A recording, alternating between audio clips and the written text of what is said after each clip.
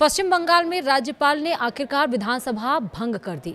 ममता के इस्तीफा नहीं देने के बाद से यह एक्शन लिया गया है। आप सोचिए, इतना बड़ा सियासी उलटफेर यहां पर चल रहा है पश्चिम बंगाल में। नमस्कार, आप देख रहे हैं न्यूज़ 18 का डिजिटल प्लेटफॉर्म। मैं हूं आपके साथ श्रुति श्रीवास्तव। पश्चिम बंगाल के गवर्नर RN रवि ने 2026 के विधानसभा चुनाव के बाद अनुच्छेद 174 का खंड 2 का B सेक्शन के तहत राज्य असेंबली को भंग कर दिया। यह कदम नई सरकार के गठन का संवैधानिक मार्ग प्रशस्त करता है। 7 मई 2026 से प्रभावी इस आदेश से 17वीं लेजिस्लेटिव असेंबली का कार्यकाल समाप्त हो गया और 18वीं असेंबली के गठन का रास्ता साफ हो गया। विस्तार से समझिए। पश्चिम बंगाल के राज्यपाल RN रवि ने गुरुवार को बंगाल विधानसभा का भंग कर दिया। विधानसभा चुनाव में बीजेपी को बहुमत मिला। बहुमत के बाद ममता बनर्जी ने चुनाव में वोट चोरी का आरोप लगाते हुए मुख्यमंत्री पद से इस्तीफा देने से इनकार कर दिया था। इसके मद्देनजर 2026 के चुनाव प्रक्रिया के पूरा होने के बाद पश्चिम बंगाल के मौजूदा गवर्नर RN रवि ने एक बड़ा कदम उठाया। विधानसभा भंग कर दिए जाने के बाद ममता बनर्जी अब स्वाभाविक रूप से राज्य की मुख्यमंत्री नहीं रही। भारत के संविधान के आर्टिकल 174 के क्लॉज 2 के सब क्लॉज B के तहत मिली शक्तियों का इस्तेमाल करते हुए उन्होंने पश्चिम बंगाल विधानसभा को भंग करने का आदेश दिया।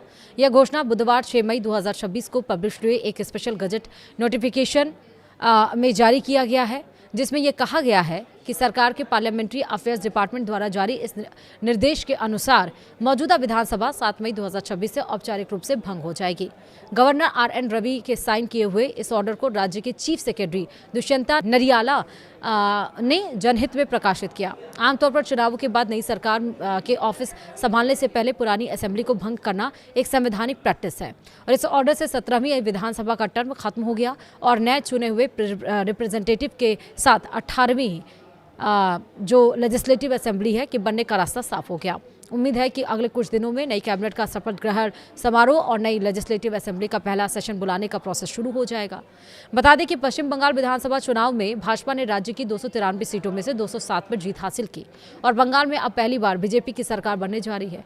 इस चुनाव में ममता बनर्जी की पार्टी को पराजय का सामना करना पड़ा और 15 सालों के बाद ममता बनर्जी सत्ता से बाहर हो गई। चुनाव के बाद ममता बनर्जी ने करीब 100 सीटों पर वोट चोरी का आरोप लगाया था और कहा था कि वह हारी नहीं है बल्कि उन्हें जबरन हराया गया। इसके साथ ही उन्होंने सीएम पद से इस्तीफा देने से इनकार कर दिया था। सीएम पद से इस्तीफा देने के इनकार के बाद राज्यपाल की ओर से ही विधानसभा भंग करने का निर्णय किया गया। इससे सीएम के रूप में खुद ममता बनर्जी का कार्यकाल समाप्त हो गया। दूसरी ओर भाजपा ने नई सरकार गठन की प्रक्रिया शुरू कर दी।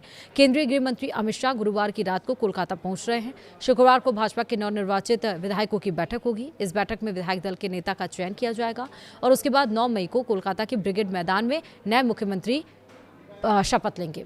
नई सरकार का शपथ ग्रहण समारोह रविंद्र जयंती पर ब्रिगेड में होगा। डबल इंजन वाली सरकार जनता को गवाह बनाकर अपना सफर शुरू करेगी। प्रधानमंत्री और गृह मंत्री शनिवार को ब्रिगेड में होंगे।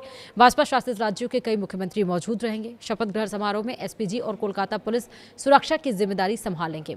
ब्रिगेड के बाहर सुरक्षा की जिम्मेदारी सेंट्रल फोर्स की होगी।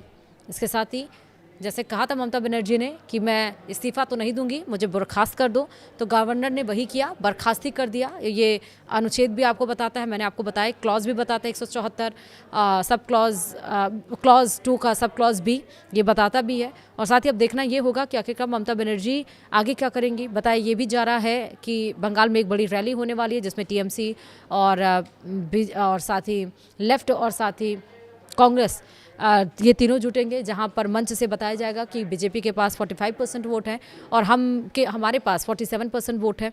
और अब ममता बनर्जी की ये रणनीति का हिस्सा ये था कि वो अब लोकसभा की तैयारी के लिए जुट गई हैं और यहाँ से पारदर्शिता का संदेश देना चाहती हैं ममता बनर्जी। फिलहाल आगे के एक्शन का वेट करना होगा ममता बनर्जी का। आपका क्या राय है कमेंट में मुझे जरूर बताएगा। वीडियो में इतना ही। नमस्कार।